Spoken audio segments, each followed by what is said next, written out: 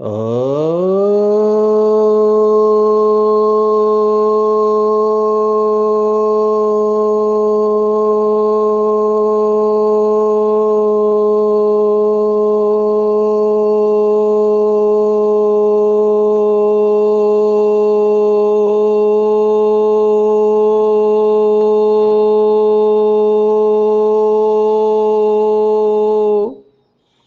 शांति।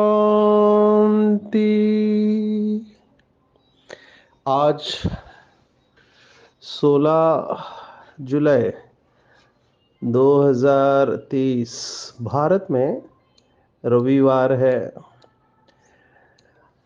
आज की मुरली का जादुई रहस्य स्वयं को प्रेरणा देने के लिए today is 16 July 2023 magical secrets of today's Murli for motivating the self।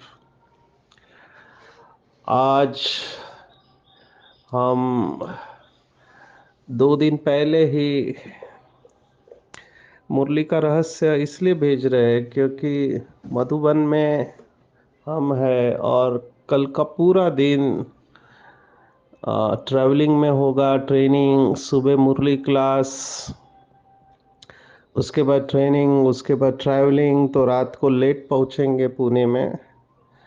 इसके लिए 2 दिन पहले ही मुरली का रहस्य भेज रहे हैं।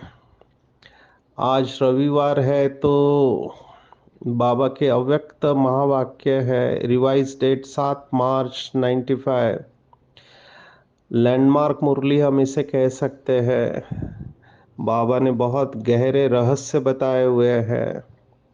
आज की मुरली को बार बार पढ़ना चाहिए, स्पेशली वो आत्माएं जो अपना भविष्य जानना चाहते हैं कि भविष्य में मेरा क्या पद होगा।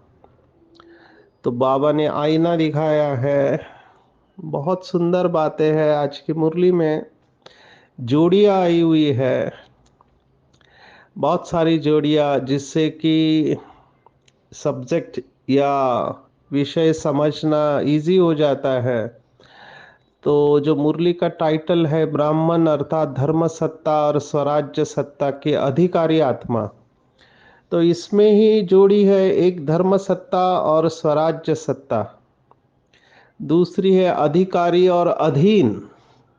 ये इसी के साथ जुड़ी हुई जोड़ी है। इसके बाद लेना और देना, ये भी एक जोड़ी है, लेन देन की जोड़ी है। अगर आप गहराई से मुरली को स्टडी करते हैं तो बाबा की ये जोड़ियाँ आपको दिखाई देने लगती है। फिर जो जोड़ी है स्मृति और विस्मृति, जिसके साथ निश्चय और नशे की भी जोड़ी आ जाती है। उसके बाद जो जोड़ी है नॉलेजफुल और पावरफुल की जोड़ी, जो सेट और अपसेट के साथ जुड़ी हुई है। तो सेट और अपसेट की जोड़ी नॉलेजफुल और पावरफुल के साथ जुड़ी हुई है।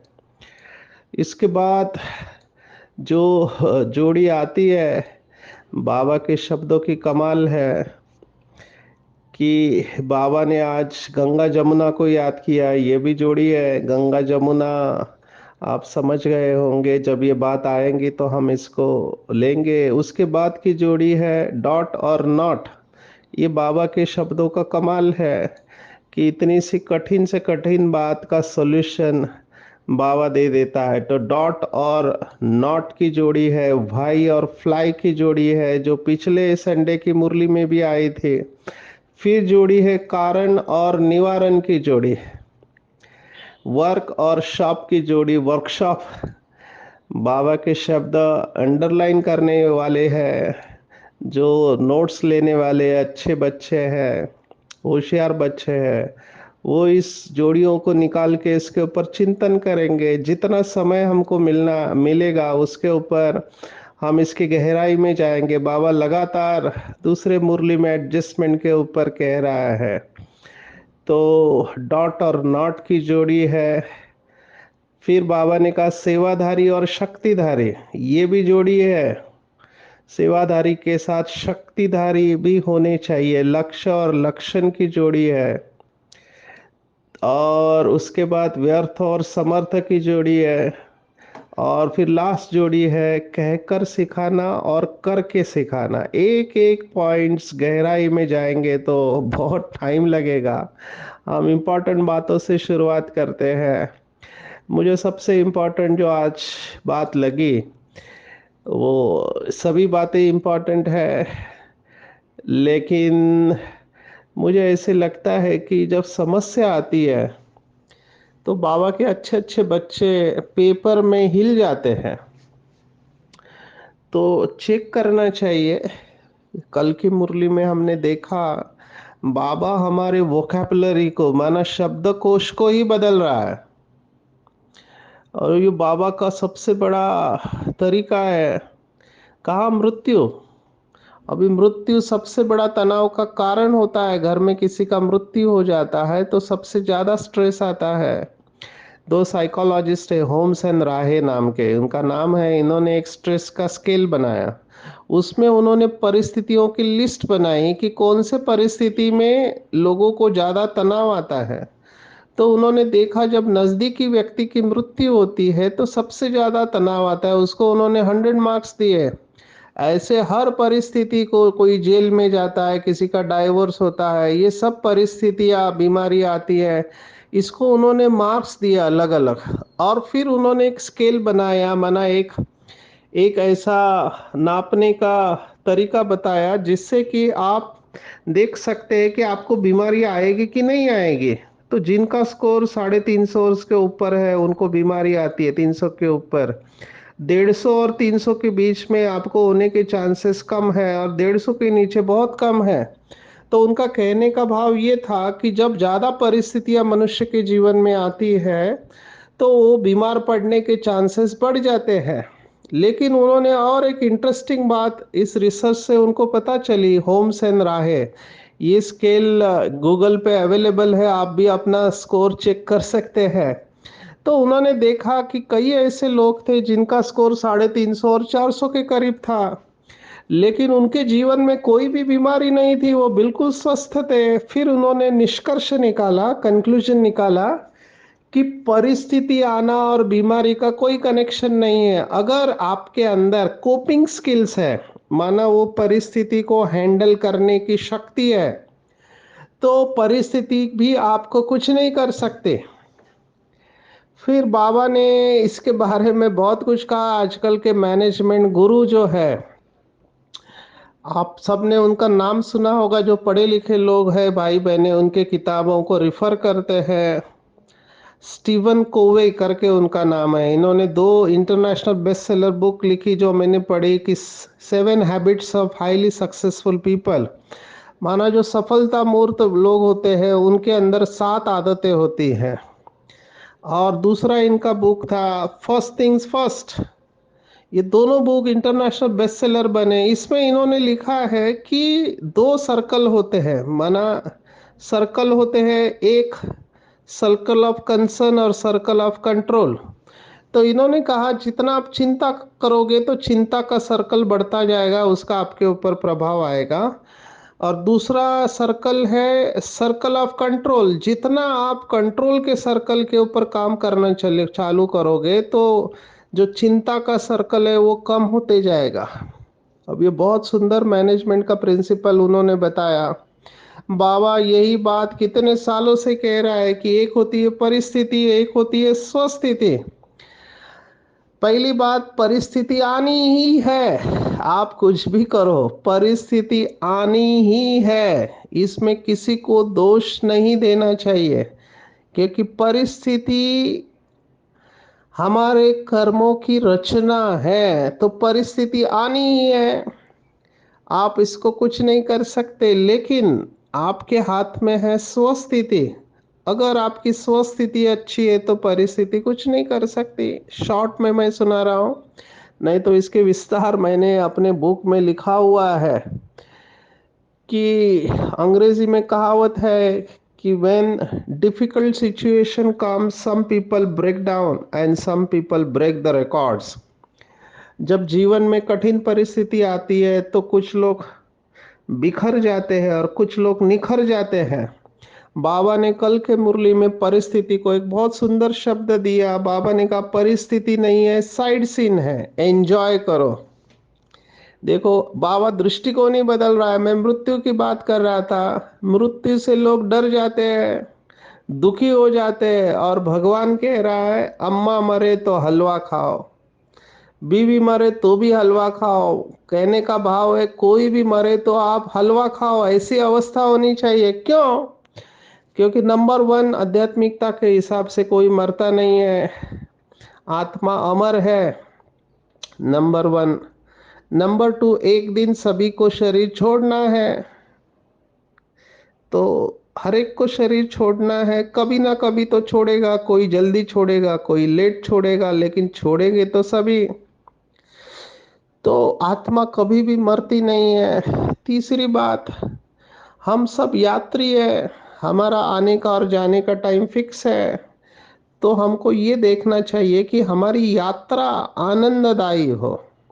अंग्रेजी में कहावत है, life is a journey and happiness is along the path, not at the end of the destination.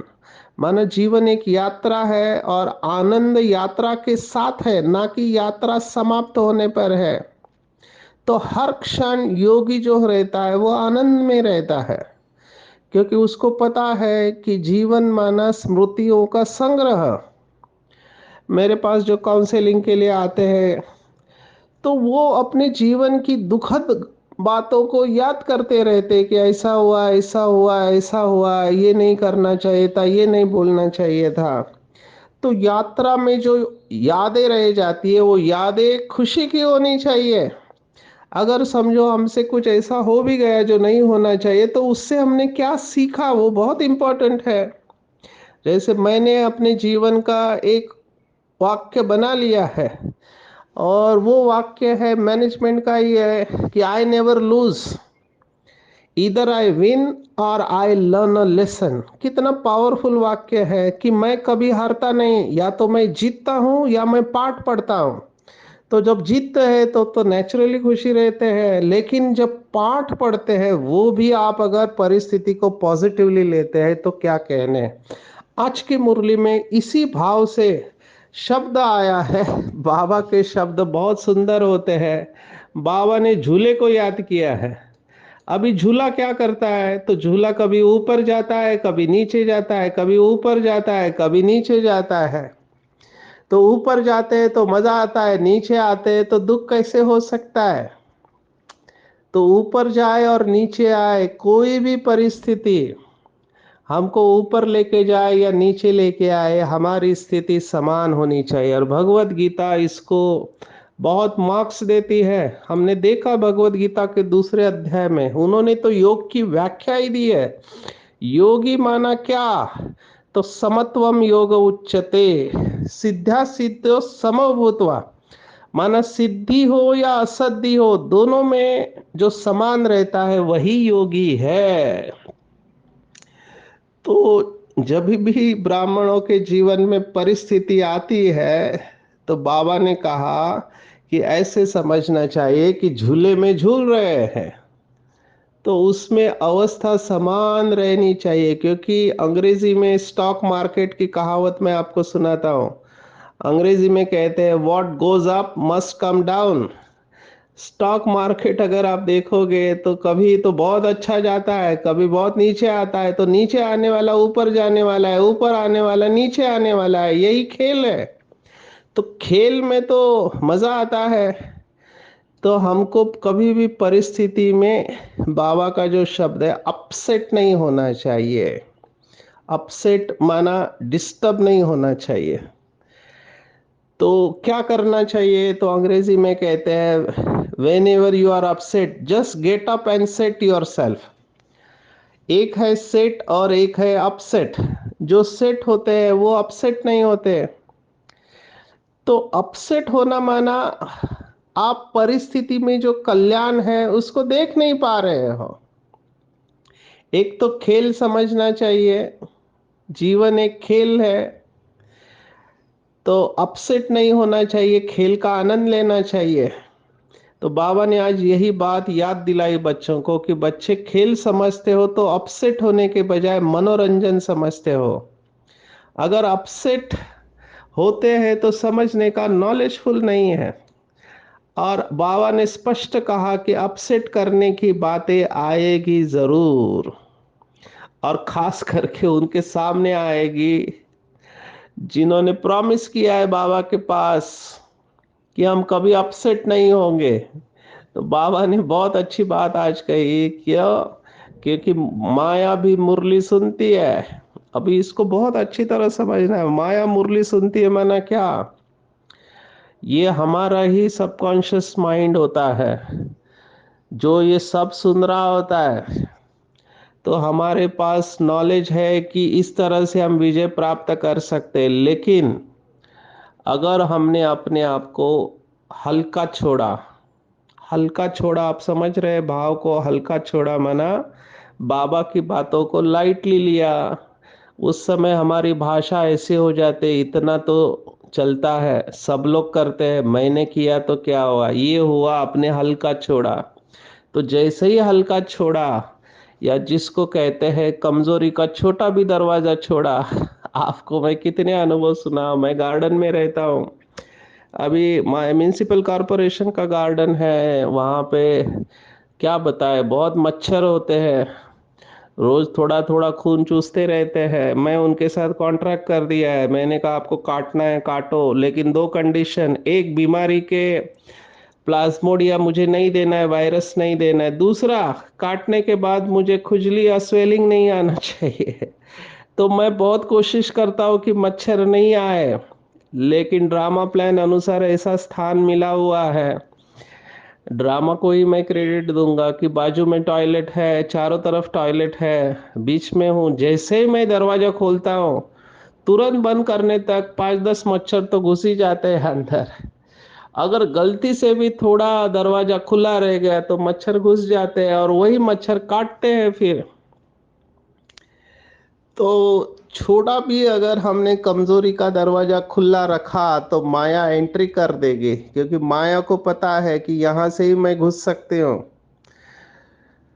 तो अपसेट होने का कारण है कि हमने कहीं ना कहीं कमजोरी का दरवाजा खुला रखा है। हमारे ही बिलीफ सिस्टम है, हमारी ही मान्यता है। क्या मान्यता है? कि इतना तो चलता है, अभी संपूर्ण कहाँ बने हैं, अभी तो टाइम पड़ा हुआ है। तो ये संकल्प हमको तीव्र पुरुषार्थी से साधारण पुरुषार्थी बना देते हैं। मेरे साथ कुछ भाई बहनों को तकलीफ होती है क्योंकि मेरा परफेक्शन का संस्कार है। मुझे पता है आगे क्या होने वाला है। अगर आपने इसको लाइटली लिया तो गलती हो सकती है, क्योंकि हम आईसीयू में काम किया है, इंटेंसिव केयर यूनिट में। तो हमको पता है कि एक मिस्टेक पेशेंट की जान जा सकती है। तो इसलिए हम बहुत, जिसको हम कहते हैं, अंग्रेजी का शब्द है, ओवर विजिलेंट होते हैं।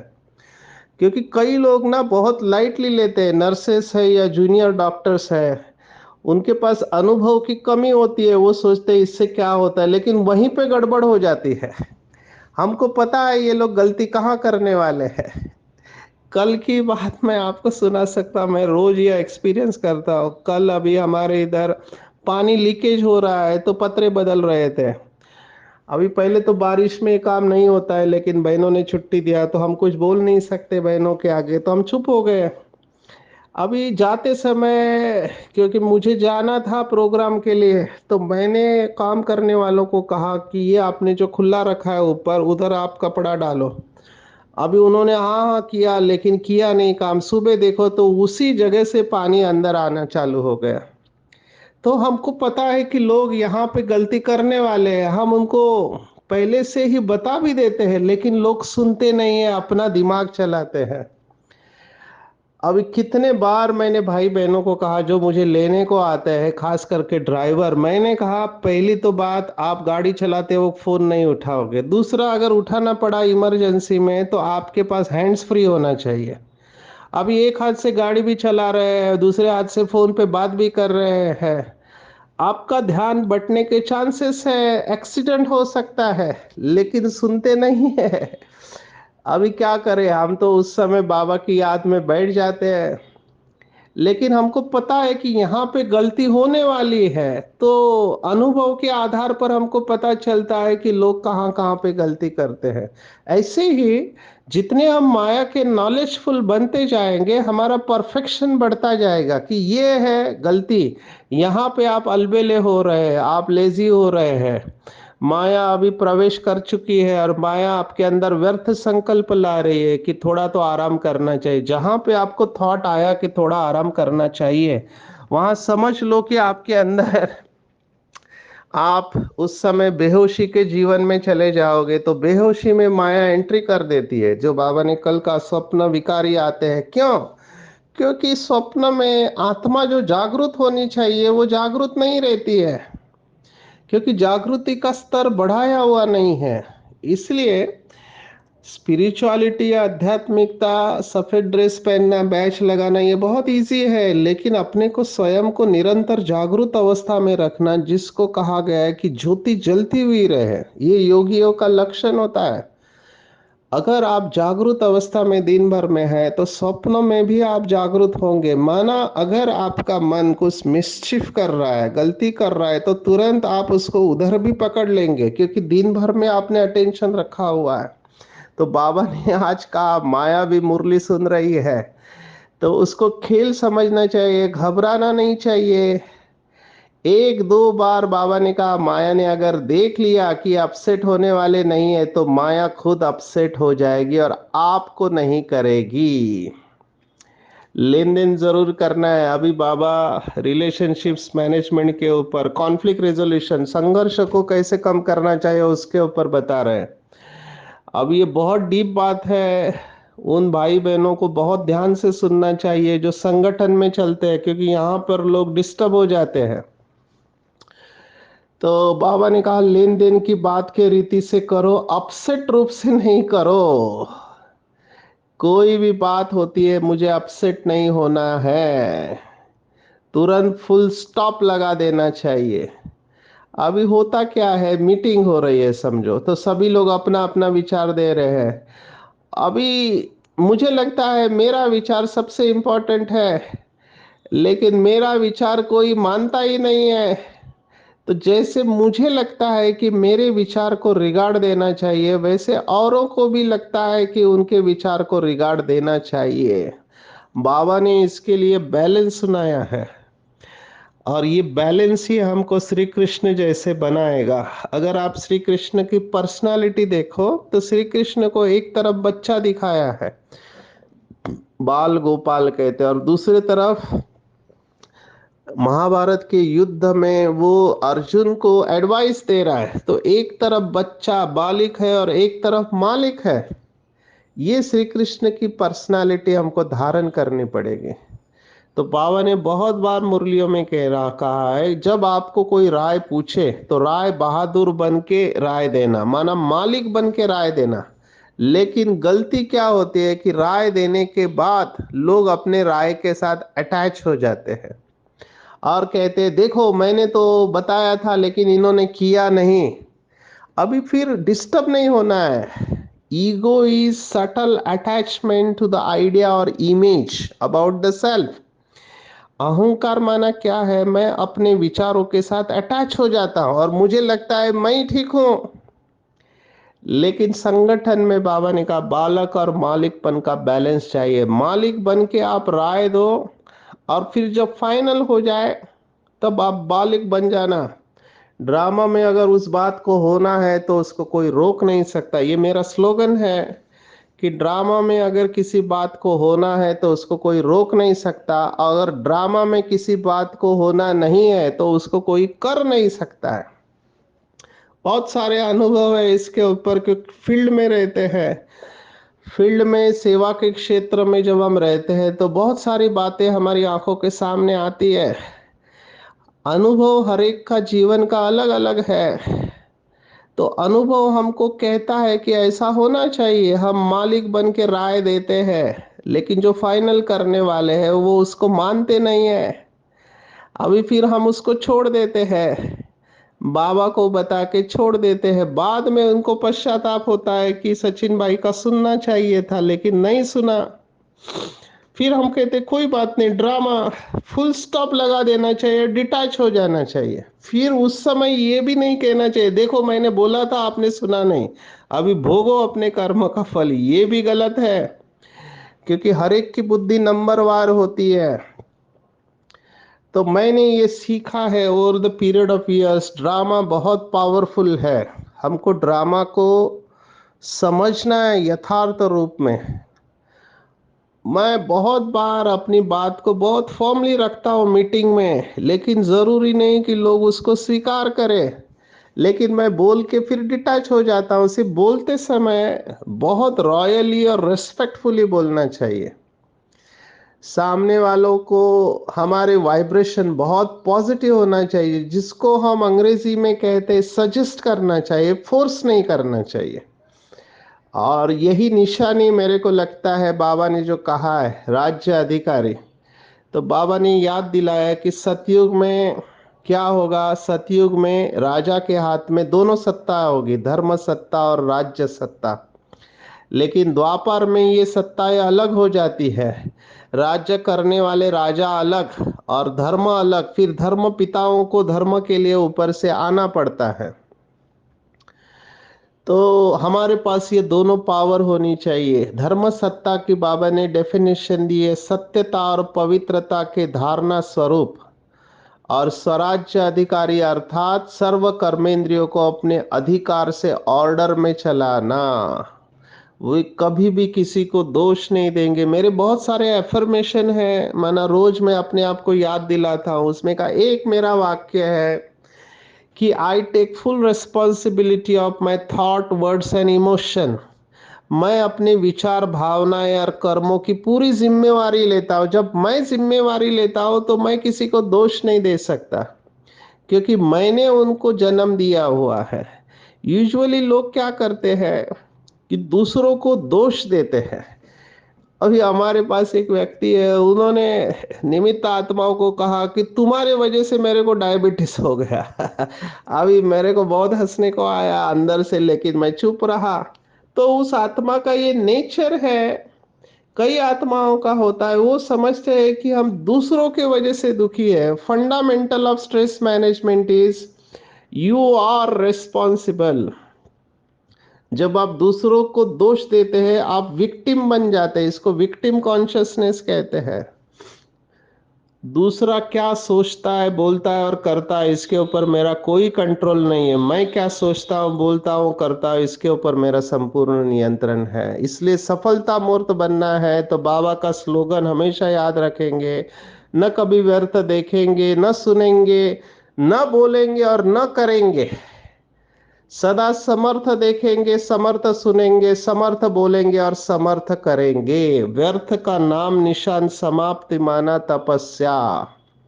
बाबा को आज कहना पड़ा मुरली में कि यह व्यर्थ की बीमारी बहुत कड़ी बीमारी है जो योगी बनने नहीं देती।